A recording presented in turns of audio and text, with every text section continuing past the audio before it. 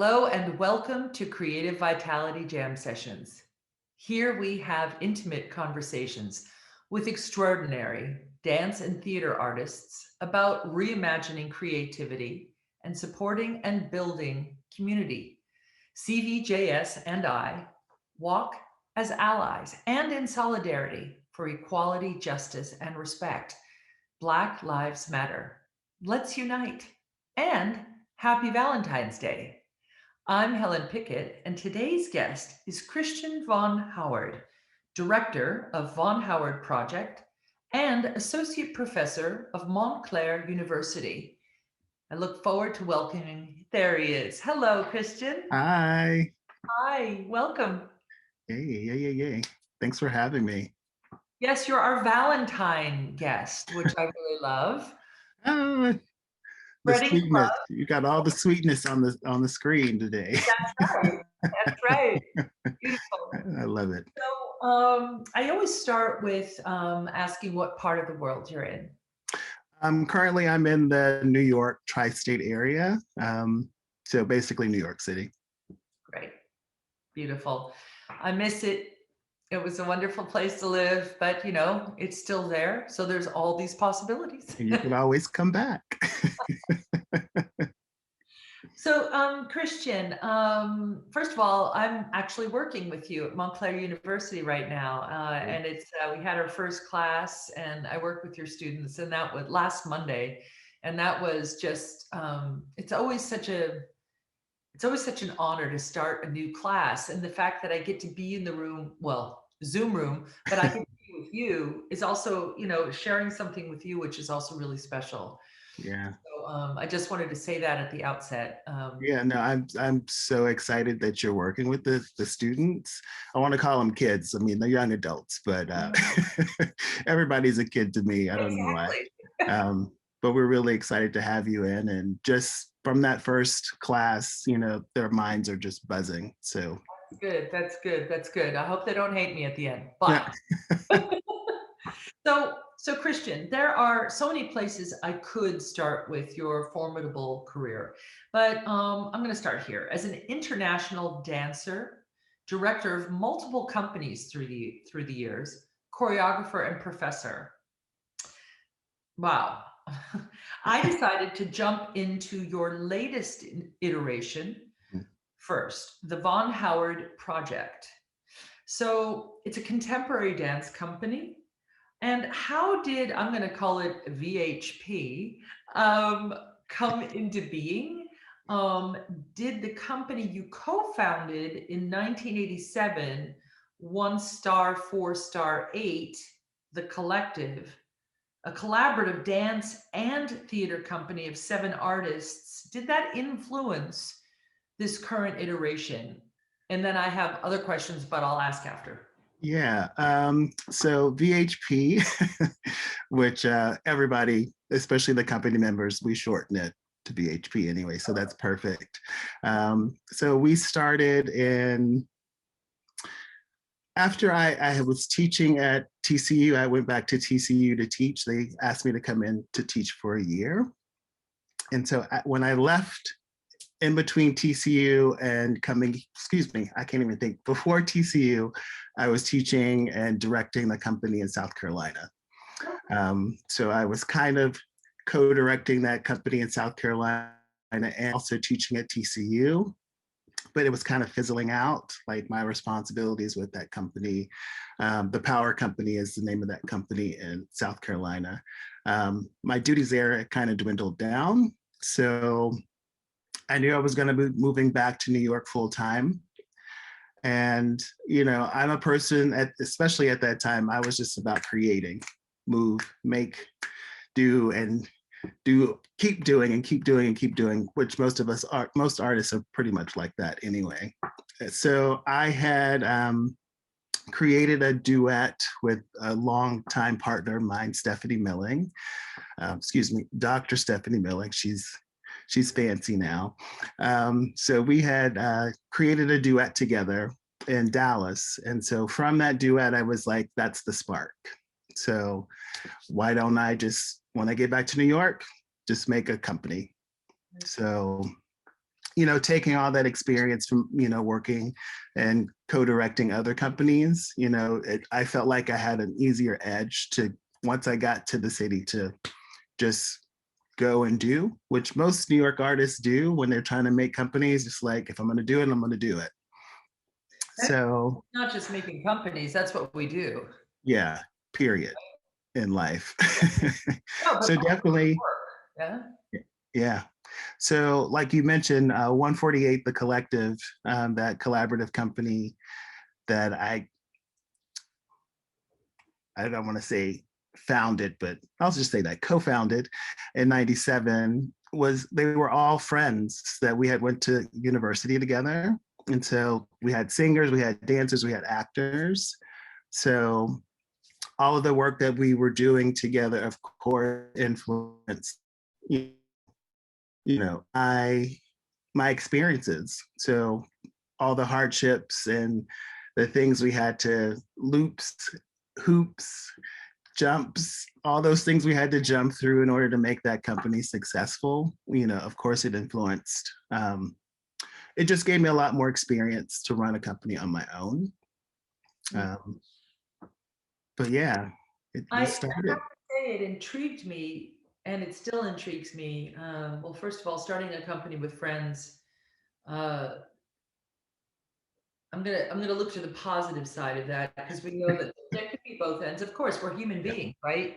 Yes. All of us, and we're an artist. Everybody has an opinion, and that's a good thing.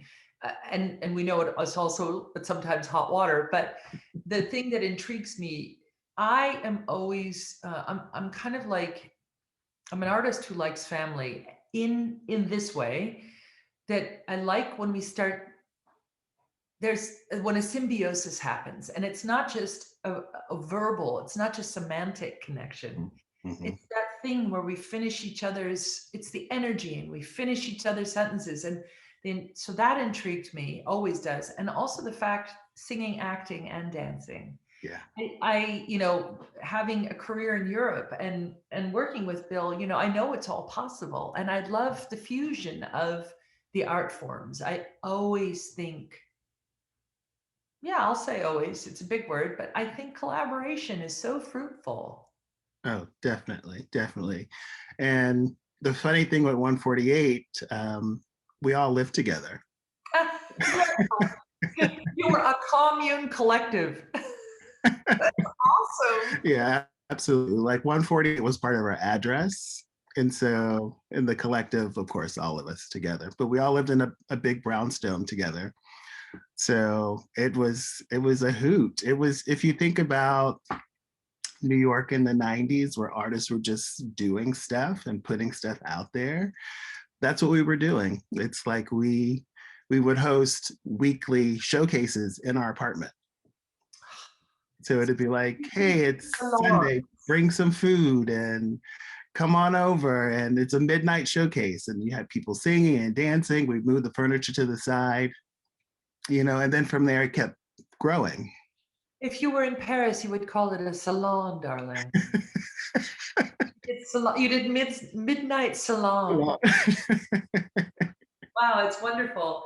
I love that idea. I love it. And man, it sounds like a dream to live in a building with close friends. If, I think, thinking of the Frankfurt Ballet people, I think we do really well in that kind of situation. I mean, all those personalities, right? Well, it's your friends, it's your longtime friends, right? Yeah. Yeah. And even still to this day, we're still talking and figuring out ways to support each other, even though we're all on different parts of the country and the world, actually. So part of the last two questions, so you answered that they were friends, you were all friends from college. But with the Von Howard project now, mm-hmm. what are your foci? How does this project now manifest? And who do you work with? Yeah. Is it more mature artists? Is it a mixture of, artists you might, well, what is it? Yeah. What are you doing? Kind of what you said. I've been able to build a family family of artists, and it's a project-based company. So dancers, they rotate in and out. They're all functioning artists who are working either independently on their own, doing their own projects, or working for other companies, which I like, because having a small company, it's hard to support. You can't support 30 artists and and run a small company. Is just kind of like impossible. So being that it's project based, I'm able to call in people and be like, hey, I've got this amount of performances, this amount of weeks of rehearsals, who's available, pretty much. It started off with basically former students that I had worked with, so that I had some relationship with them. Especially everybody was now, trying to relocate to New York and become dancers, and so it was easy to pull people in. I think we had about 10 dancers in that first season, which was a lot. But again, we all had gigs everywhere else. So we came together when it was time for rehearsals, and since then it's evolved and shifted and changed. Since then, now I have 2 assistants that travel with me, and people who have their own companies that, rotate in and out. So it really is a family. They all call me Pops, and they all have nicknames. So I think since we started, we're like, what is it, 16, 17 years in now. And I've roughly had about 60, 65 artists rotate in and out of the company since then. So, I mean, I don't know how we made it work, but we've made it work. And Well, I mean, Christian, it's you did make it work, and that's what I also say to students. If you need to dance, you will find a way. You absolutely, create, and you have this. You obviously, many of these interviews that I've done have been former students from my time at Ailey. So yeah, it's like I understand that. You build family, and you build, and you do know how they move. yeah, Why? It's amazing because I remember when I was teaching daily. I remember this name, the Von Howard Project. yeah, So it's wonderful, yeah, and you know that need becomes so visceral because you all do have other jobs. But when you get in rehearsal, it's like the work is the work, and you do. There's no let's sit around and chat about stuff that's not the work. Let's chat yeah, about the work. That's yeah, okay. So yeah, beautiful. I'm so yeah, happy it's thriving like that. yeah. Very, very lucky. Yeah, beautiful. You started your dance career as a teenager at Ballet Concerto under the direction of Margot Dean in Texas, Mhm. where you grew up. Later, you would become a founding member and assistant director of JAADE. Is it JADA But or just Jade, J? Beautiful. fancy. JADA. Oh my God. Okay, I feel like it. Okay, Jade Dance Theater, Uh-huh. sister company of the Fort Worth Jubilee Theater, Yeah. under the direction of Keisha Breaker Halliburton. Mhm. How did these 2 early experiences shape your dance identity? So who you were discovering, you were as a dancer, as an artist. Um, let's do that first because then it goes into the assistant director role. Yeah. I definitely shaped my world during, or at least the kernels of who I am today really started. Um, I'm sure you know this, being a young person in a ballet company has its own pluses and minuses, especially when you go from apprentice into core, into more soloist roles for that company. So learning the ins and out of the business, from performer, especially with the ballet company, it's one of those things you just have to live it and experience it. And there were tough times, many hours of crying after the rehearsal. You know, and figuring out your role and your position and how you can then, you know, rise through the ranks. I mean, it was a small repertory company, ballet repertory company. And, you know, we were lucky we had artists that would come in from everywhere to work with us. So learning how to work with artists who are really like stringent and hard, and then those who are super nice and, you know, loving. And then working with Jade, it was kind of the total opposite. Jade was a contemporary dance company, contemporary movement-based company. And it was connected to Jubilee. It stands for Jubilee African American Dance Ensemble. So it was primarily a company of African American dancers. And Jubilee Theater was an African American theater in Fort Worth. So it was like the offshoot. It's like they have their theater house and then they have their dancers who, you know, support production, but also exist on their own.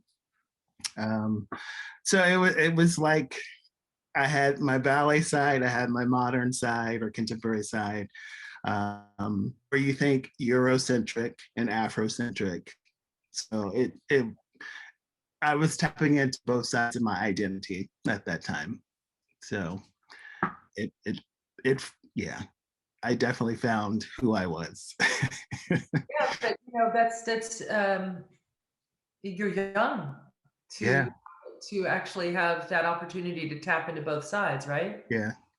You're And young, and that's a setup for a lot of later questions as a more mature adult, right? definitely. And it's like I've had conversations with other colleagues and friends about this idea, especially now since we're in our kind of post Black Lives Matter or current Black Lives Matter understanding. Yeah. I mean, we're still trying to develop and figure out what that is. But having conversations about how was it being an artist of color in a primarily, you know, white ballet company. How was that? And then going across the street and being with, you know, all of your African American, you know, colleagues, you know, what was that shift? And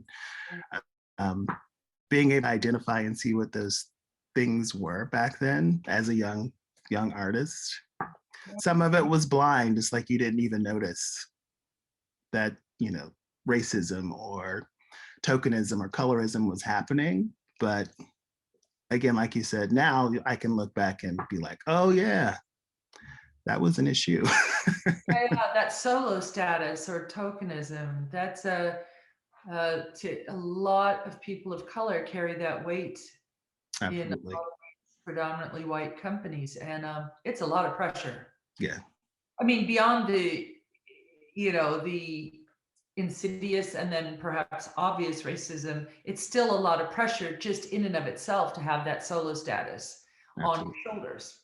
Yeah. I've heard, you know, we talked a lot about that very concept in when I got my MFA 10 years ago, 11 years ago at Hollins, you know, and some eyes were so opened to so many, also solo status for women at a table. You know, if there's one woman, well, that's a great setup for there to be men after women instead of supporting, you know, if there were more places at the table. It's just, it's a terrible setup all around.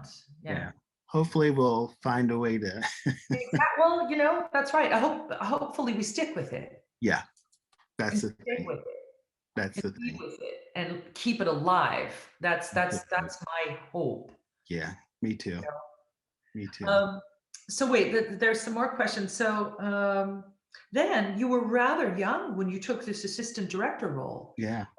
How did this leadership role shape your ideas of you as a dancer? And also, because that's tricky being a director of colleagues. But it's also, wow, what a plunge in the deep end, right? So how did that shift your ideas of career? And did you dance and direct at the same time, and how did you navigate that? Yeah, it's really I have a type A personality. Oh, Yay. And I'll just say it, and I have OCD as well. So so and I come from a military family. So it's like I have trifecta. all these things. It's like, all right, set a goal, make your target, brainstorm, and put it in action. Yeah. But I was asked Keisha Breaker. She was Breaker Halliburton then, but she's just Keisha Breaker now. She was a fairly young director as well. She was older than I was, but I was 21 when I took that assistant position. And I've always had a love for creating and making. I always tell this story about me and my brother choreographing when we were younger together. He was a hip hop crew dancer when we were younger. So we used to make up dances and stuff for ourselves and for those, awful family parties.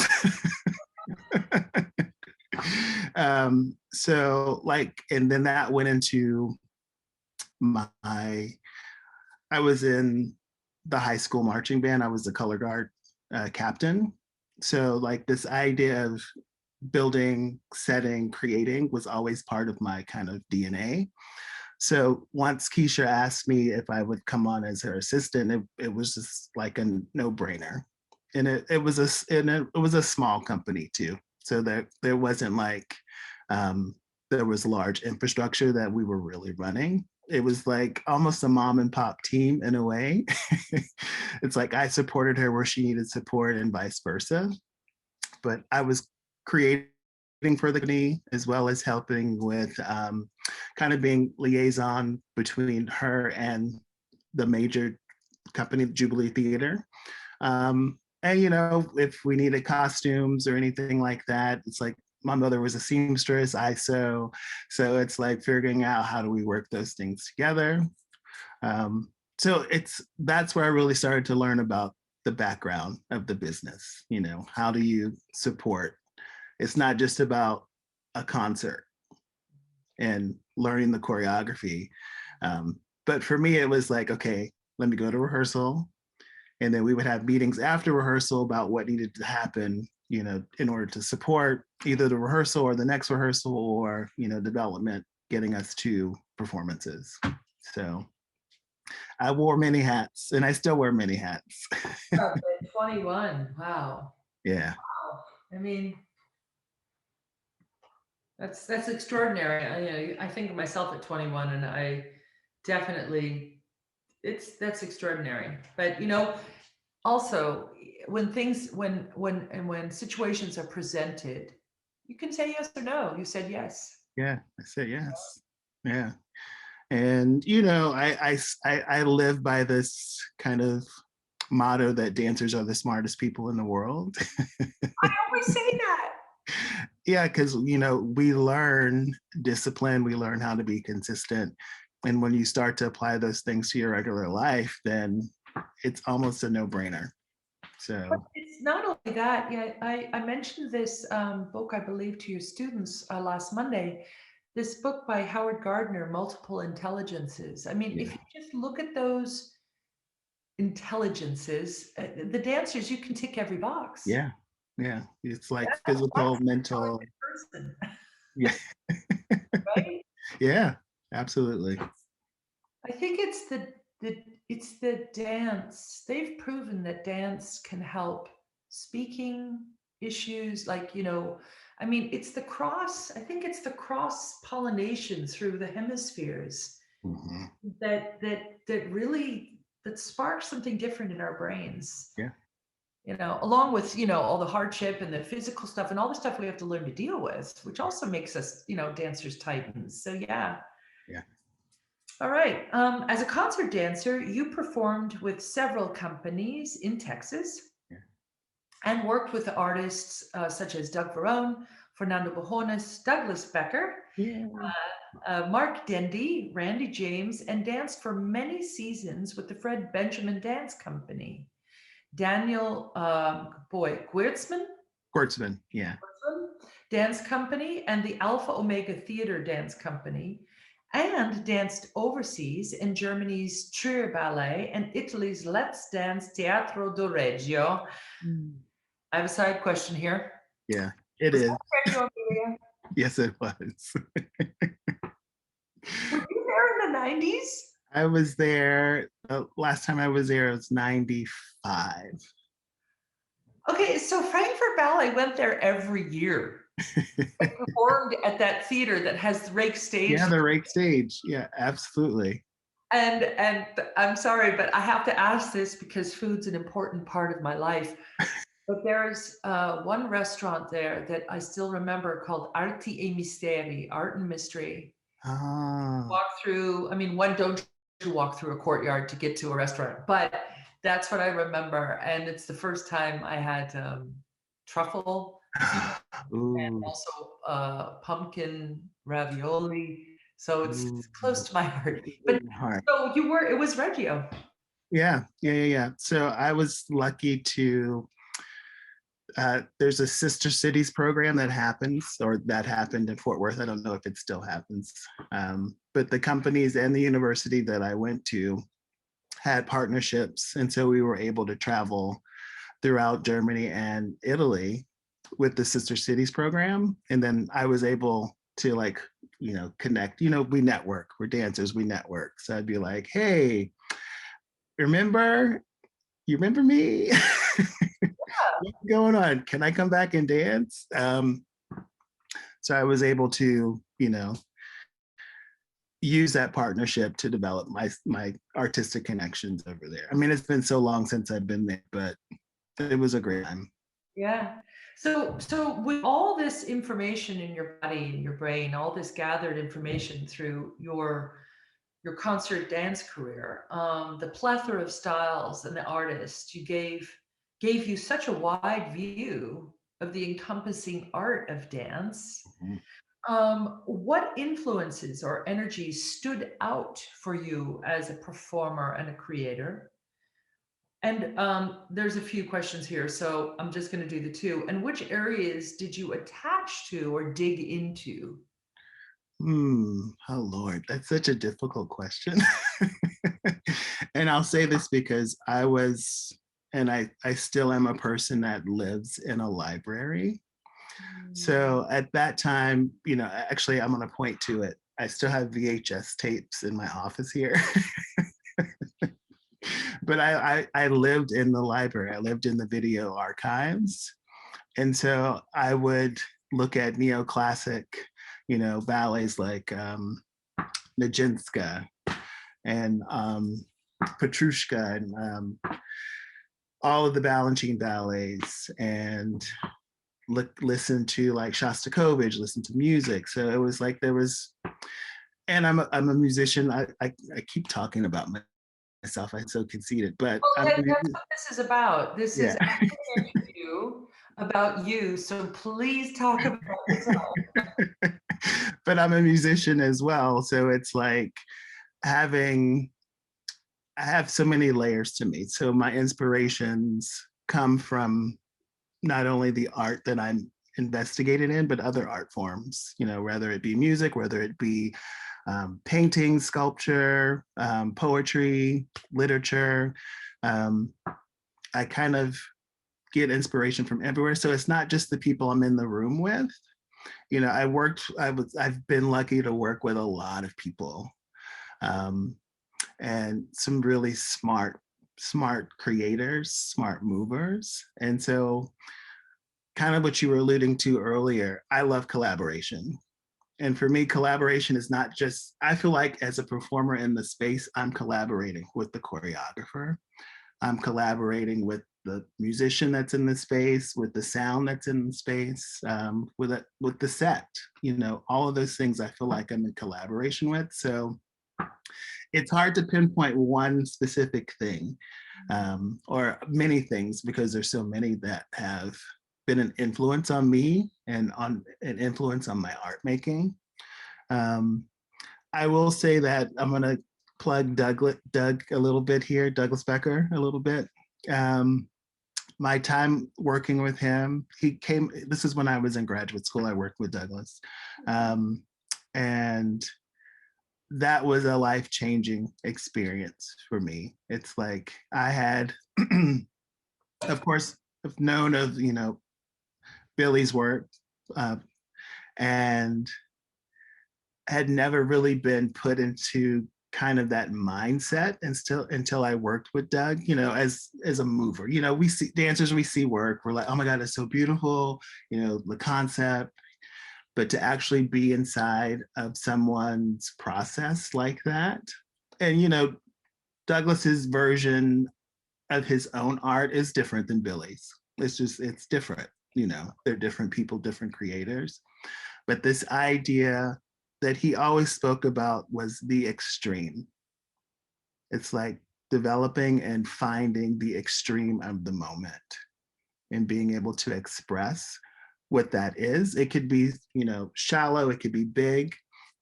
And for me, that was a big turning point for myself as a performer, to embody this idea of the extreme, and then to play with the differences of how to get in and out of extreme, whatever that means. Extreme position, extreme emotion, extreme. So he was definitely one of the artists that really, really influenced me and my work. Yeah. Going back to you seeing inspiration everywhere, Mm-hmm. the same way. And a new term I've come up with recently is the cosmos of detail, right? I enjoy living in that place, but I also have learned, and only through a friend recently, through Thomas McManus in the last interview, he said, focus on the detail that you need in the moment. And if you really attach to the word moment, we know how fleeting that is. It's a second. Yeah. So it doesn't really shut down the idea of the cosmos of detail. But for me, who's like,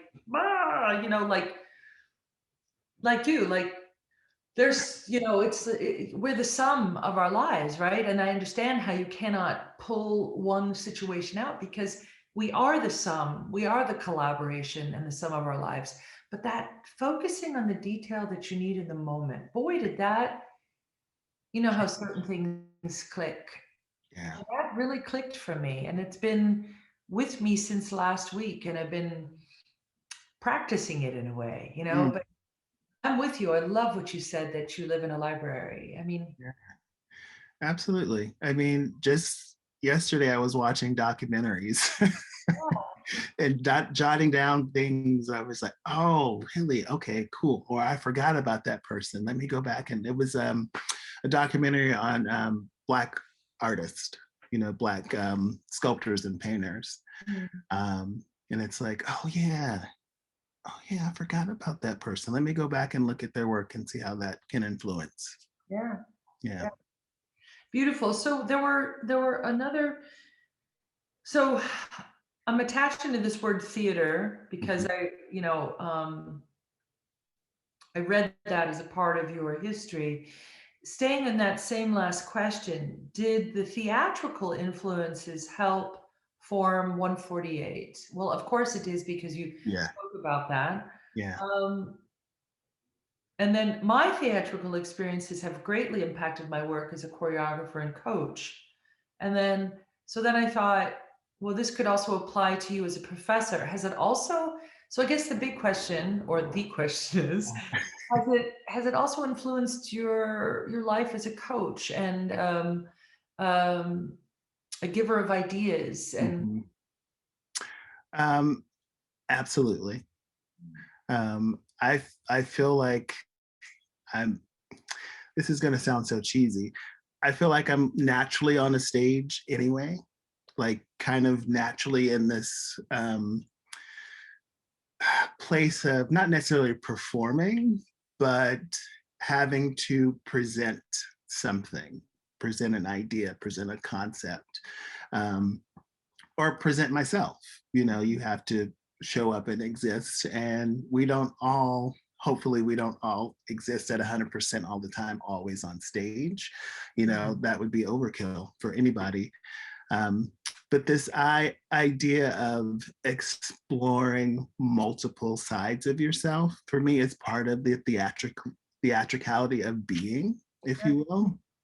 I use my performer hat a lot when I'm teaching, especially if I'm teaching a technique class. And I try to influence or inspire my students to look past just them, that one side of them, that show up and do what I'm told to do. It's like, I remember in ballet class, I would be a different character every class, you know, depending on what the musician is playing. I'd be like, ooh, I'm going to be Drosselmeyer today, or I'm going to be, you know, some Jack the Ripper or Sweeney Todd. It's like I would just take whatever character I needed to be at that moment, whether I was feeling good, feeling happy, or not happy. It would help me be a performer, help me engage in the movement. And I try to get my students to try to see themselves in multiple layers. I mean, it sounds kind of schizophrenic in a way. No, it sounds wonderful. Because we get so stuck in seeing ourselves and objectifying ourselves, that if we actually challenge ourselves to see ourselves differently, then it could hopefully influence our use of dynamics, our use of play. So we're just not stagnant. Yeah. Yeah. You know, Christian, the same thing with live piano in that ballet class. Oh my God. When you have a really wonderful musician and they go through the show tunes and then the classical music and then the arias and then whatever, I was the same way. I was like, oh my God, oh, it's La Boheme and I'm dying and it's Adagio. I mean, it's wonderful. Yeah, absolutely. It's almost like a warm-up, isn't it? To take when you have the luxury of live music. Yeah. Oh man. Yeah. Birds of a feather. Together.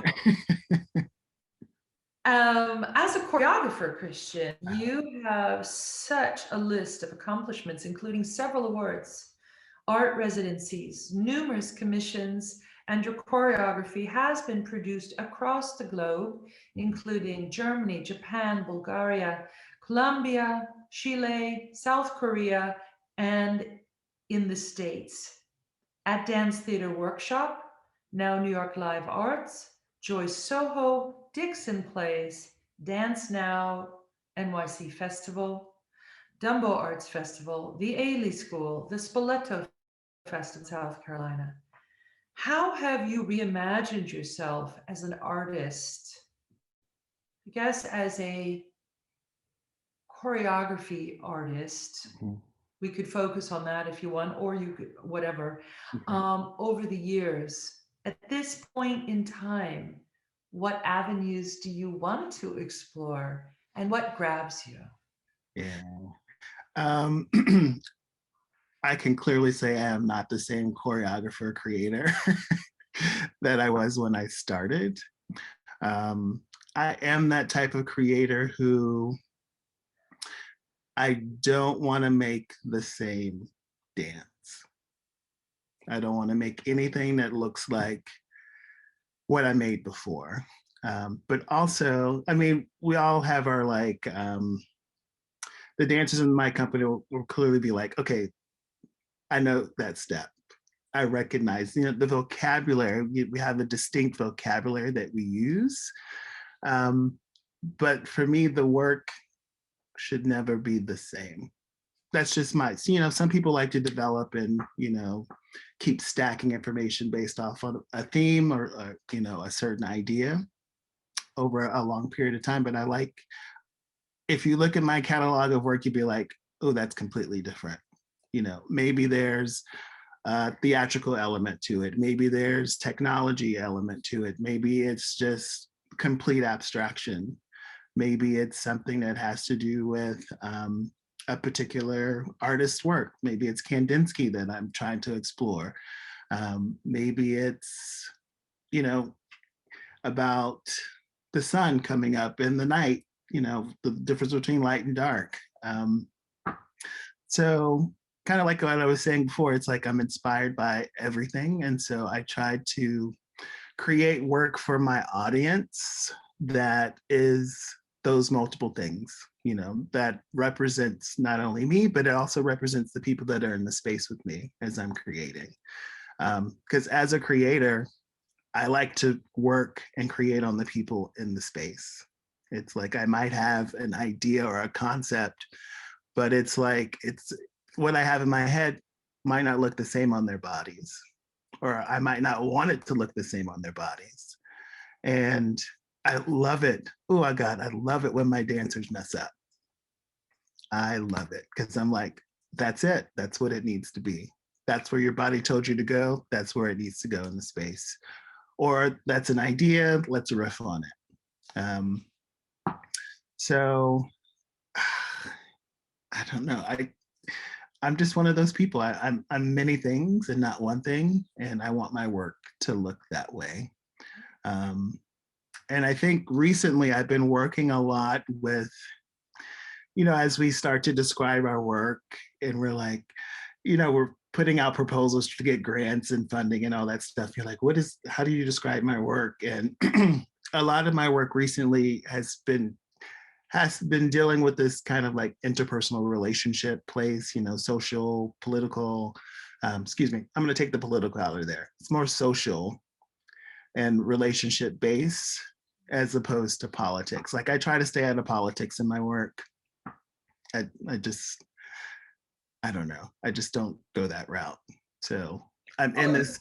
Isn't social and relationship, it might not be overtly political, but you know, even within the wrangling or the of relationship, there's always politics involved, but it doesn't need to be. And that's your way, probably. Yeah. And that's also mostly my way, that I'd rather put it in the realm of people. Yeah. Yeah, absolutely. And I like this idea of intimacy between audience and viewer and performer.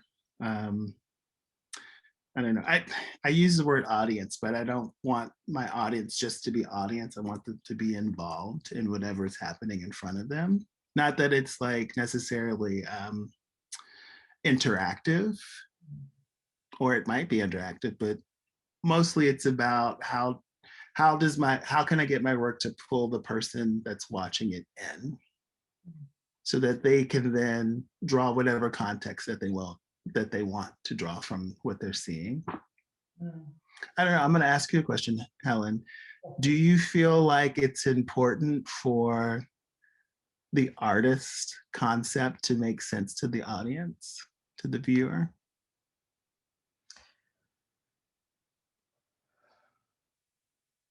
So early on, I heard Bill say,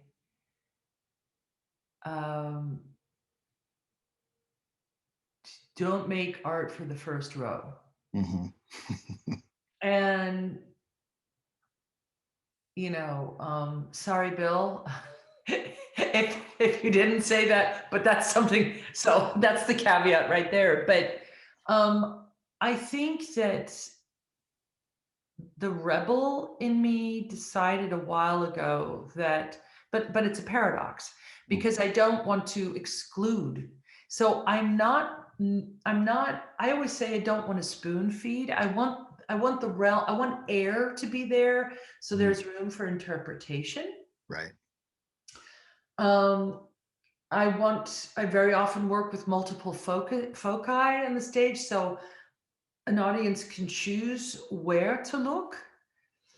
I've learned about focus, though, to when you want someone to look at something, how you focus that particular dancer. So, you know, there's a paradox there as well.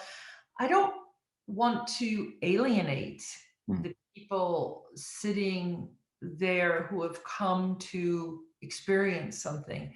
And I think that's kind of the nexus of where I am now.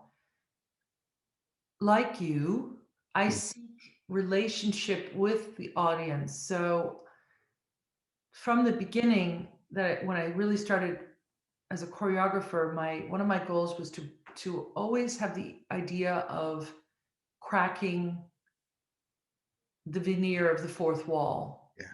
So I always say I seek to have movement and emotion and sound and set. I'm echoing words, that's why I'm smiling when you're speaking. There's a lot of similarity. I always say that I want it to land on people's skin. So I very often work from the proprioceptive idea of tactility, because proprioception can transcend space. Yeah.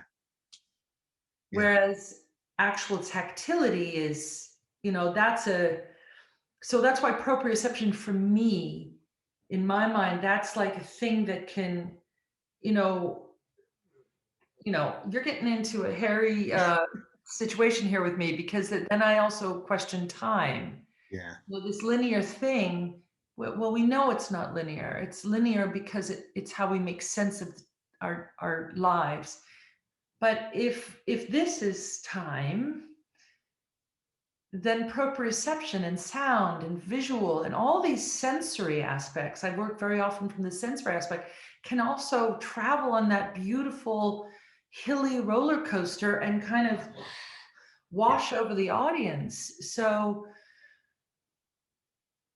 I don't make work for audience to understand, but I must say I do work within the realm of wanting the audience to feel. Mm-hmm. Mm-hmm. You know what? It's like I got to this point in my art making where I realized I was falling into what every artist, especially New York artists, were doing, was forgetting the entertainment part. Yeah. Where you get kind of set in your ways and you're like, this is about the art making, this is about my process. And I'm like, wait a minute. There are still people that actually you want people to be there. Yeah. So not that you have to like alter what you want to create, but you have to keep in mind that there are bodies in the space that you want to enter into your work. And they want to feel with you. Yeah. They want to see themselves in the dancers. They want to be maybe like, that's not me, and then realize it is, because then you don't have to work so hard to please an audience. You're almost working from the very idea of the root, the little seed, that this is going to be a fluffy cloud that we're all bouncing on together, Yeah. I think, yeah. So Yeah. Whew. Christian, the other vibrant path, and thank you for asking me a question. That was very nice. The other vibrant path in your life is as an educator. You hold advanced degrees in performance and choreography from the School of Classical and Contemporary Dance at Texas Christian University and from Tisch School of the Arts, New York University.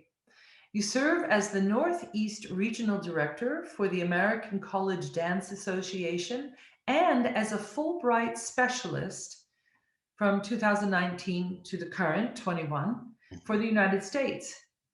And currently, you are an associate professor with Montclair University and a longtime teacher at the Ailey School since 1998, where we met for the first time. You have guest taught, given workshops, mentored worldwide in academies and universities. You are the 2013-14 recipient of the Distinguished Achievement in Teaching Award from the Virginia Commonwealth University School of the Arts, where you are a part of the teaching faculty in the Department of Dance and Choreography from 2008 till 2014. This path as an imparter of knowledge holds a huge place in your life. How have you deciphered and developed your art of teaching? I'm going to start there because, again, multi-question. Yeah. Kind of what I was saying earlier with my choreography, my teaching is not the same as it was when I first started teaching. As educators, I feel like it's important for us to evolve with the times, but also to listen and participate in the learning experience with our students. So we're not just there being dictators. We actually, I love hearing from the students. I love, asking them questions. And I can clearly say when I first started teaching, it was just about here, deliver, deliver, deliver. And, giving them mostly physical challenges. And I say now I'm giving them more mental challenges that they then have to incorporate in a physical way. So whether it be in technique class or creative practice class or in classes where I'm teaching them about the business of dance, it's like, for me, it's important now than it should have been. It should have been then. I mean, it's not like I wasn't asking my students questions before, but I ask them even more questions now because they're different learners. Students today do not learn how we learned when we were in school. It's just different. Not only is technology, or does technology play a big role in how they learn and how they perceive, but this idea of consistency in your education is hard for them. So it's like I have to find ways to inspire or generate consistency in their learning practices, where before I wasn't necessarily concerned about that. I just assumed. So I don't know, education is so important on so many different levels. And I teach, not only in higher education, but, through Ailey, I teach in both the professional and their junior division programs. And oddly enough, especially at the Ailey school, those junior division kids are like hungry. Like they just want more information. And I feel like the older students are almost waiting for people to tell them what to do. So that's where I kind of see the differences in some of the educational systems where I'm teaching. But so I have to find that happy place as the educator to both inspire them to be consistent, but also to inspire them to want to be hungry. Yeah. It's funny about that junior division, Miss Jefferson. Yeah, Um, I know. yeah, such an amazing, amazing, amazing woman, Denise Jefferson.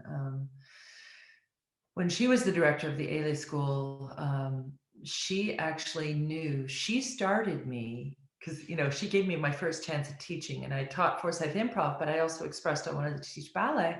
And she started me in the adult classes. I learned so much about teaching from those adult classes. And then she put me in the junior division. Yeah. And again, I learned so much about how to impart knowledge, again, to these hungry little souls. I think it was brilliant. She knew. Yeah. She knew that this person has to learn about how you disseminate knowledge. She knew, and she put me exactly where I needed to be. Yeah. And I'll never forget her for so many reasons. Also, she was the mom of one of my very close friends, Francesca Harper. Yeah. But yeah, that junior division teaches you a lot, doesn't it? It sure does. Nuggets of energy. It's amazing. Yeah. Yeah. It is. So wait, there are some more questions here. Uh-huh. This might be, it's one of those questions again, have there been certain aspects that have emerged as more beneficial in getting the knowledge to your students? There's kind of like a line of that through these questions I'm giving you. And well, first of all, is there that could? Yeah, I think there is I don't know, we're in this place, especially in the American education system, where there's a lack of or should I say, there's only been focus on the test taking aspect of learning, which I think has been a detriment to people's creative, you know, thought process. yeah, the creative, yes, absolutely. So it's like getting students to be able to be playful in their mind, or wanting to explore different things, just a seedling of, oh my God, why don't I do this? It's hard. Students don't come to you with that kind of innate curiosity that I feel like they used to, or I hate to say this, we used to come back in our day. I mean, we weren't, all excellent at it then, but I feel like there's a trend. It's like students can't write. Students, it's really hard for them to formulate. Yeah, it's that technology. It's like, get off of that phone. But also that they exist in this quick, 30-second, 60-second, realm of focus, getting them to focus for a long period of time. So I do feel like we work a lot on, especially in higher education, retraining or re-educating students on how to be consistent and how to find creativity and how to find their voices. Yes, in academia, they're young adults, so you're trying to get them to be, or try to guide them towards their artistry or defining what that artistry is. But I don't know. I mean, Helen, just getting students to do free form writing is hard. Or, stream of conscious, like, how do you talk about yourself? I mean, it's a hard thing to do, but. Yeah, that's hard. But also, how do you describe what you're doing? Yeah.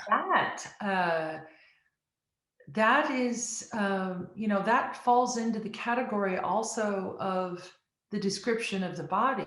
Like one of the modalities that I taught on Monday, rotating inscription.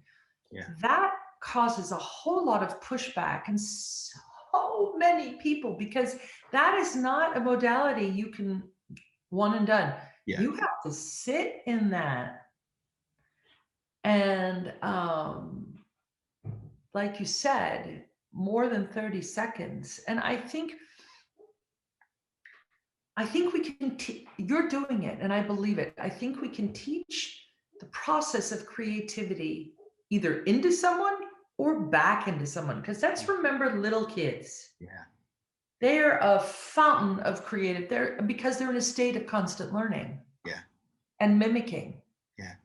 So, pardon me, I think that it can be taught back in. I do. And here's what I've had to learn very much as a teacher and also as a choreographer. You can give the information, but to expect, that's the dangerous word, to expect everybody to drink from that well that you offer, that is an ego trip. Yeah. And that took me a long time, like, I'm busting my ass. It's not about me. Yeah. Yeah. That's the thing. And I don't view it as a negative. I view it as, this has always been the case through history. Oh, yeah. So that makes me a little more like, I can dance a little more with the idea of give the information and the people that will take it.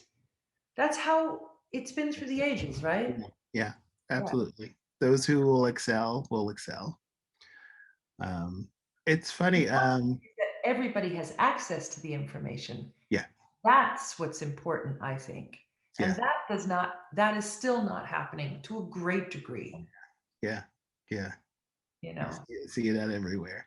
I wonder if you have, this is my dream. I, as a child, was able to riff. Like, you give me a subject or a topic, or if me and you are going back and forth, like creating stories, kind of creating our own narrative together. I would love it if our students could do that. A lot of it has to do with, improvisation skills, but it's like create a story. Like if you're make either as a performer, create your story. Cause if you don't have the information, if the choreographer doesn't give you your story, you make your own story. And it's hard I feel that students these days can't make their own stories. They can't riff, they can't improvise quick enough. I mean, there are those students who are like quick-witted, who are just like, okay, I got it, I'm right with you. But I feel like a majority of the students don't have that ability. And it can't be taught. That's what you're saying. Yes, that's what I'm saying. And that's my wish for every, not just every performer, but every student should be able to do that. Well, actually, you've just given me a beautiful new theme for Monday's class. That's great. Absolutely. Let's see. Yeah, so you just answered the what do you think needs to be more fine-tuned That was great. Oh, here's one before the last 3 questions I ask everybody. This is the last of your personal questions, really. What keeps you excited about imparting knowledge? The students in the space. Yeah. The people I surround myself with, like my colleagues. Because you might be on a faculty, but you don't necessarily surround yourself with everybody on that faculty. So I guess it kind of your academic family, keeping them around, bouncing ideas off of each other. That idea of collaborating. We have one musician that works here on our campus, or actually have several really, really great musicians that work with us. And it's nice to have that inspiration. Live music is everything. But when you have that inspires me in the space when I'm creating or making with the students. But it also keeps me curious. It's like, well, maybe I need to, and not just the musicians, but maybe I need to keep someone to bring up something about a certain topic, and I'll be like, oh, let me go look it up. My constant library that I was talking about earlier. Yeah, that keeps my knowledge base growing. That sense of curiosity and being inspired by the people around me. Students and faculty, yeah. Beautiful, thank you. Mm-hmm. All right. Oh, wait, there's one more personal question. You have crafted and lived an immensely creative life. Where would you like to go next, or what path would you like to forge? Or do you want to keep the path you're on is incredibly complex. It's just maybe folding into the path in new little tunnels, maybe. I don't know. Yeah, I don't know. I think this kind of pandemic period that we've been in has offered not only me, but a lot of other artists and just people in general, time to, look back and think about the past, but also looking forward to the future. And Helen, this was like the first time that I wasn't running. Run to that, run to that, run to that, run to that. So, I mean, I know there were a lot of people who had harsh times during the pandemic and have, experienced loss or illness or, loss of financial stability. But I've really taken this time to kind of relax and breathe. So that's how I look to the positive aspects of the situation that we're in now. And I think looking forward, I like to create more space for creativity. I kind of put myself in a place, especially with the company, instead of worrying about produce. It's like I want to do quality over quantity as I move forward. And who knows, that might evolve into something that's completely different. It might not even be dance related. It might be, maybe my role as a curator or as a researcher or as a photographer or as a musician. Like any of those things can start to evolve, but this idea of taking more time and space for myself to then dive into other avenues is kind of intriguing for me. Yeah. I think those of us that lived a long time in New York, and you're still there, I think, you know, it is incredibly intoxicating to get into that running hamster place. Oh, yeah. It is. It's an intoxication and it feels alive. Yeah. But again, just echoing your words, this time has also really made me understand, not just conceptualize, but understand deeply time and process, time and nothing, Mm-hmm. Yeah. time and walking, taking a walk. And that, again, also echoing your words, there's a luxury in this that I'm speaking of because many people went through incredibly hard times. But yes, yeah. Yeah. I mean, I don't know. It could be dance. It could be something else. I mean, Yeah, it's beautiful. The space is there, right? yeah. Yeah, beautiful. Last three questions I ask everyone. Can you share? You've so much. I always have to. But is there, you know, one memory that pops up for you right now that you can share from your creative life? Something, because there are many, I'm sure. Yeah. I'll have to say, I'll make this funny. I'll give you a funny one. This would be I guess, the thing that set me on the track on my life's journey. So like we talked about earlier, so ballet concerto was like my professional beginning. And one of my mentors, Christine Hay, she's no longer with us, but she was one of my mentors and teachers, and just a person that I really loved.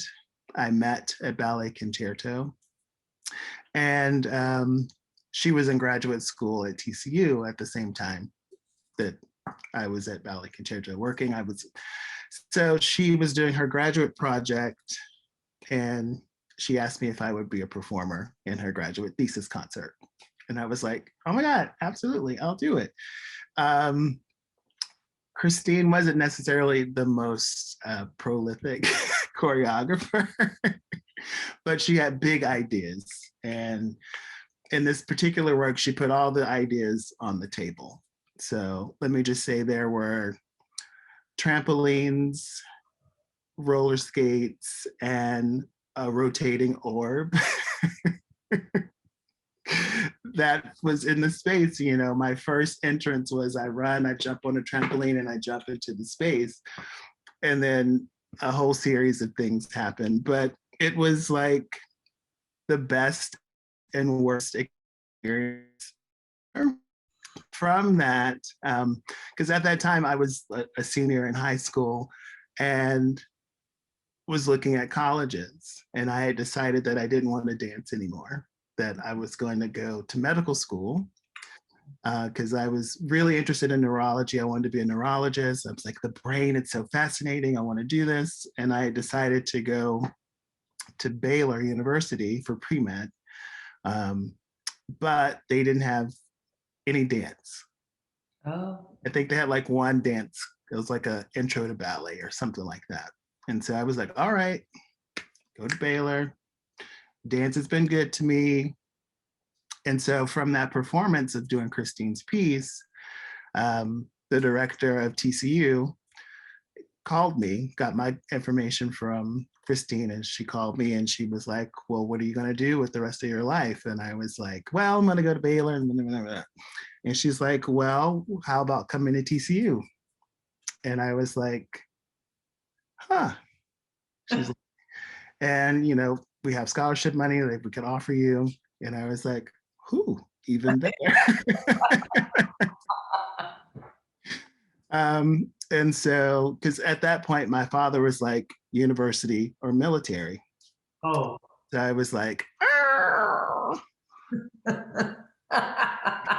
am I going to do? So, you know, I went to TCU, I did an audition, and they accepted me into the program. And that was it. It's like that changed my life. Like, who knows? I could be a practicing doctor right now. But, you know, I don't regret making that choice to go to TCU. You know, I was able to work with a lot of great professors and people who have been lifelong friends or who are lifelong friends. And they really helped shape me as an artist in that program and gave me the tools to go out. So I do feel like that was one of the most impactful moments, is doing Christine's piece and then getting that call. Yeah. Yeah. You've shared so many insights, but do you have one more insight about living a creative life? Whew, it's hard, people. It's hard, but it's also fun. And, you know, what is that age old kind of statement? It takes a village. So I think to be a creative person, I mean, some people have made some great strides in whatever their field is and have been kind of insular in their own worlds. We'll call them the tragic creative artist. But I think most people are surrounded by a creative village.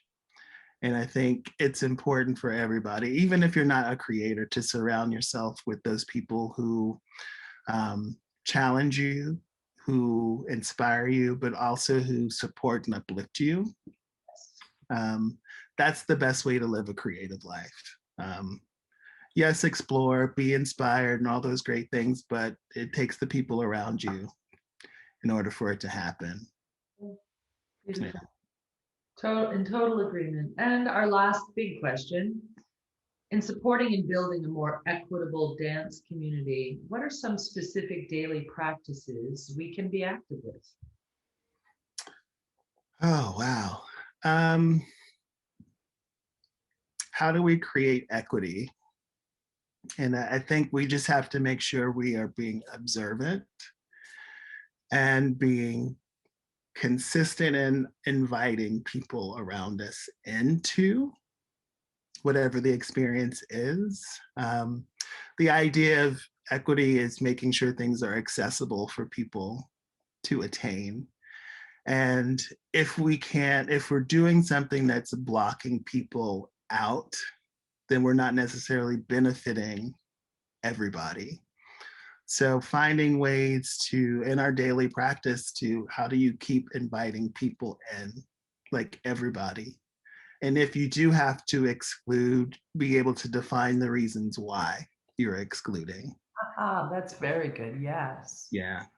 Because, you know, some things maybe not everyone needs to be invited to, whether it not support them or whether it be a detriment to them. But still, you should be able to define the reasons why you're not inviting that person, so that one, you could give that information to them, but also so that you're clear in what you're doing. Yeah.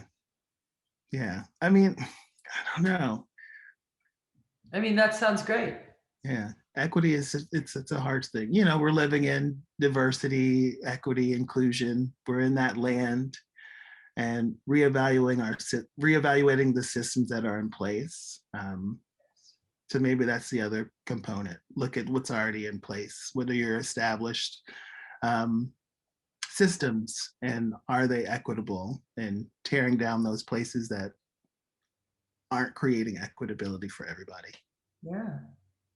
Yeah. Yeah. Because what's the only constant? Change. I Absolutely. think if we keep that in mind, we can keep growing into, let's say, a fair society. I mean, let's call it what it is. I mean, come on. Yeah, Right? seriously. Yeah. Yeah, yeah. Christian, it was a really, thank you for this generous and really inspiring chat. It was such a pleasure to sit down with you and share some of Valentine's Day with you. Thank you for giving us your heart and your time. I want to direct viewers to find out more about you. There is a small description that will accompany this video, but give us, Instagram, websites, where can we find out more about you, Von Howard projects, what you do? Yeah. Von Howard Project is vonhoward.com on our web. And it's Von Howard Project for our IG account and Facebook account as well. Great. So really easy to find us. Yeah, but you can also find Mr. V on the Montclair University site as well. Yes. And the Ailey School and Perry Dance and everywhere else. So we have new guests every week. Our next guest will feature Stephanie Ray Williams, who is a dancer with the Dance Theater of Harlem. And now is time for thanks. Gracie Spina, thank you so much. Intern extraordinaire. Thank you to our dance community that holds us up and gives us inspiration every day and strength and courage. And Christian, thank you so much. I have the fun of seeing you again tomorrow. Yes. Thank you so much for this interview. You're welcome. Bye. Bye.